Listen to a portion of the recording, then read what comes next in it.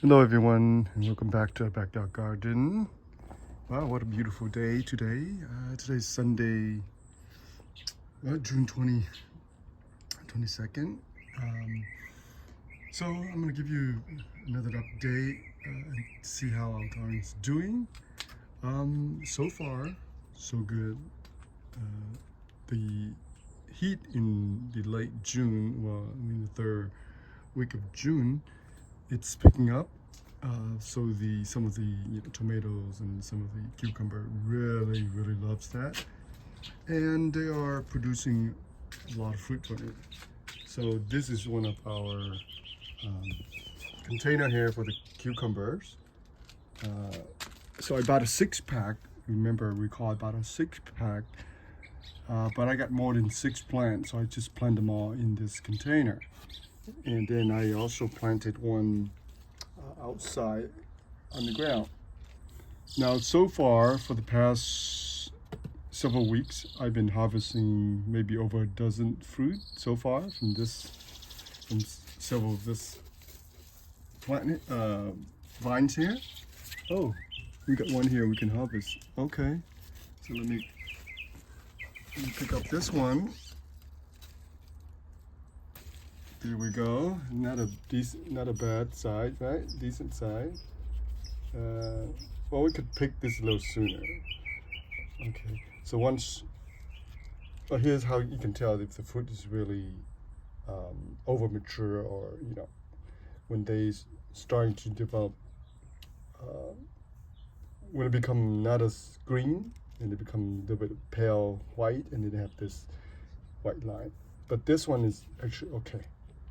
Right, and then some other one that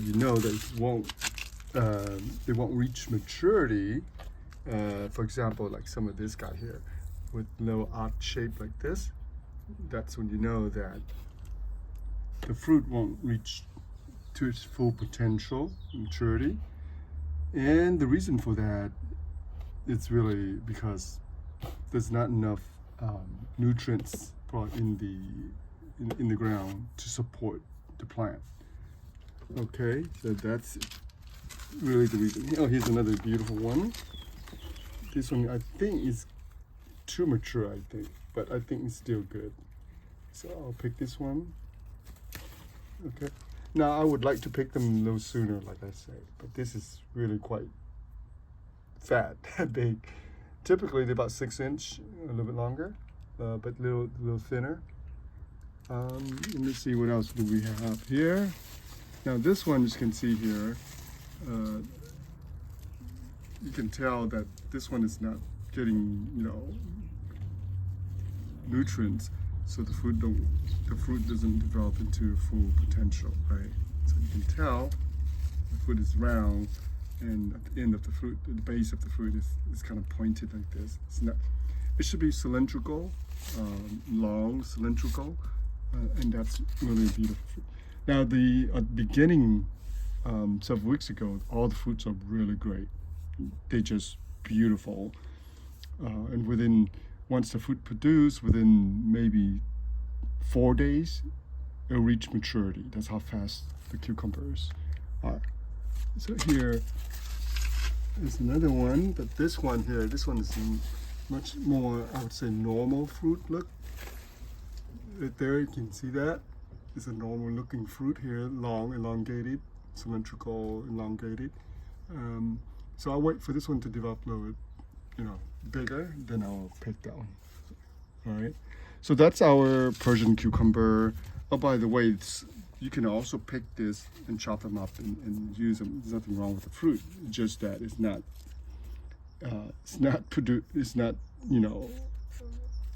the regular one that you would like to see. Okay, and then here on this right side of it, it's our cherry tomatoes. I had maybe 1, 2, 3, about 10 plants here, and I all single stemmed them up into the trellis. So they happen to be, I guess majority happen to be the red cherry tomato. So last year I did have some yellow or pear tomato here, but I think this year we didn't have any here. So all the seeds that germinated are the cherry red tomato. Okay, so far, but you can see here I single stemmed them up, and every one of them produce fruit now. You can see that. This one you can see very clearly. Every 12-inch there'll be a clump of fruit. Look at that. Look at that. And by the way, I prune off a lot of the side shoot, the sucker. They grow extremely fast, and you got to prune them up really fast. Once they're in their peak growing season,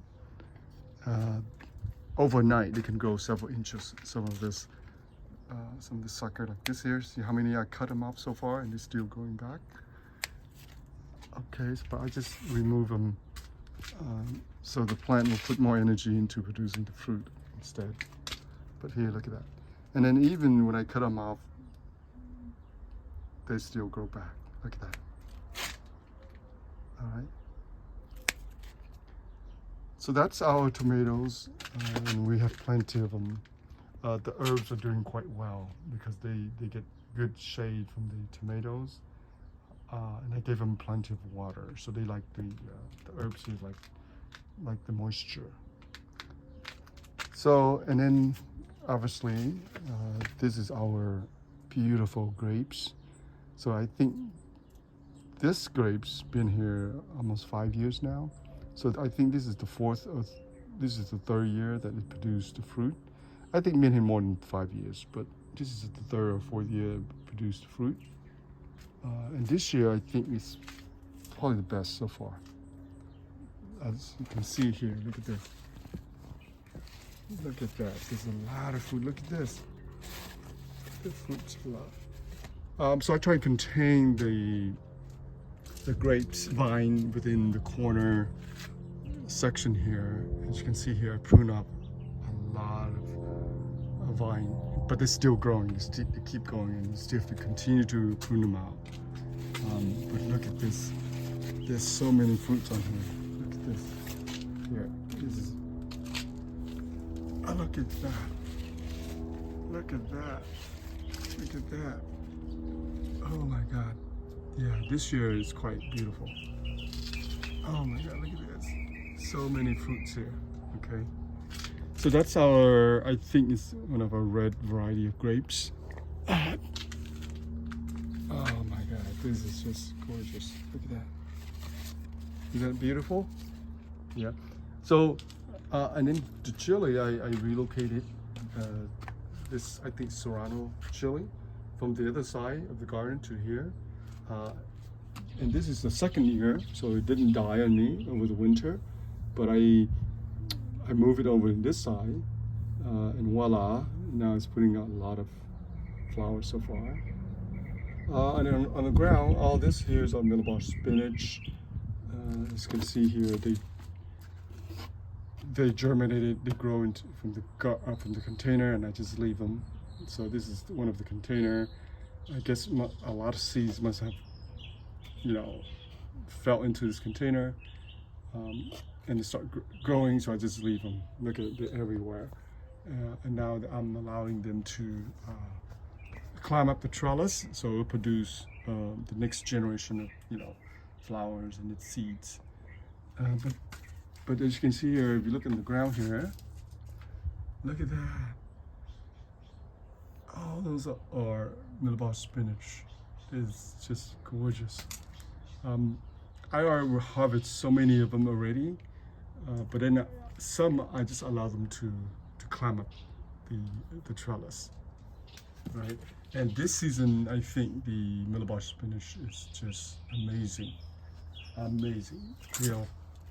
They are just growing like crazy. Look at this. I did not thin them out. I was gonna thin them out, but as you can see here, they grow so tightly, hundreds and hundreds and hundreds of them. So I just leave them. I just didn't really care for it. Some of them were able to climb up to the trellis, and some of them on the side. But I harvest so many of them already. Malabar spinach, it's wonderful because you can grow them in the summer. So other vegetables is kind of difficult to grow in the summer heat. You know, broccoli, lettuces, those typically do well in the early spring, you know, weather because it's nice and cool. But the leafy green that you can actually grow in the summer is Malabar spinach. And once you cut them, they'll just continue to grow as long as you give them enough water and some, you know, some fertilizer. But here I don't use any fertilizer. All I use is compost and just a lot of watering. So during the summer month, like especially like this month, is when it's really hot, I water them pretty much every other day, and they love it. They love the moisture, as you can see. As you can tell here, they love the moisture. So now they are smelling all the herbs. You can see here, all the herbs are here. But the Malabar spinach is taking over. And then we get to this section here where the bitter melon finally woke up and started growing. The bitter melon came a little bit later because it requires much more heat to grow. So they didn't come up until about a month ago. Okay, some of them come up in the late May, but some of them starting to come up in June, so now they're taking off now. So those are bitter melon, and here I have so many Malabar spinach. Okay, so here here are bitter melon. We haven't had any fruit yet, but as you can see here, they're already taking over the trellis, like I say. If you look back at the previous video, they just barely coming up, 3 feet. But now they are over 6 feet now, and they start spreading out. Some of the stuff on the ground here are potatoes. Okay, like this guy here are potatoes. I know that for sure now because I replanted them. But the bitter melons are producing some of the flowers. So far, all the male flowers usually come out first. That's how they produce. So the male flowers typically come out first. Then within a week or so, the female flowers will come out. That's when the fruit will be produced.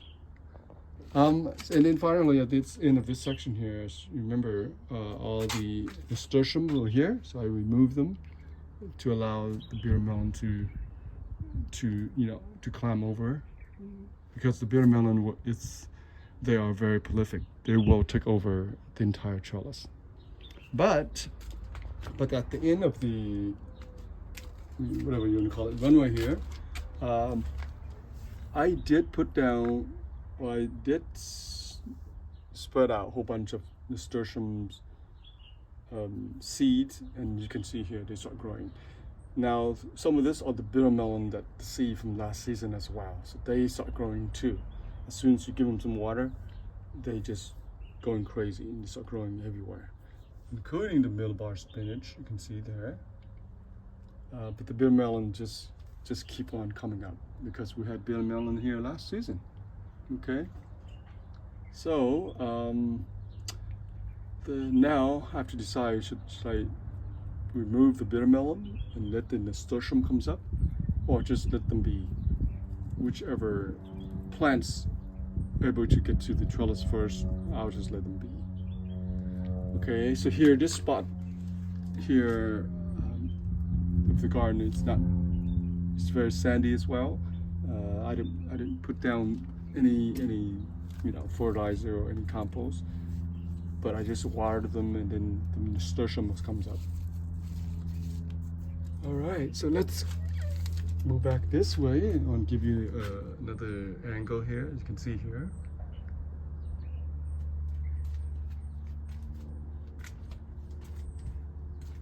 Wow, so this is, if you see this one, this is our green onions. So this is the surviving green onion. they love the moisture. So you give the moisture to grow into gigantic, gigantic green onions. Scallion, if you want to call them. So I use some of them. I cut the leaves and I use them. But look how big they are. Jesus Christ, they're like literally gigantic. All right. Also, other stuff I've been doing is I've been propagating a lot of succulents for my pot, and so far so good. Okay. All right. So that's it for a video. Well, okay. Here's the last one that I want to show you guys. So this one is in a container tomatoes. So initially I thought this tomato was the larger variety, but it turned out to be also the cherry tomato. So, but anyway, I just leave them. As you can see here, they also produce 2 of them in this container. They also produce tomatoes already. So I just leave them. Okay. All right, that's it for our video for today. Thank you for tuning in. Have a wonderful day.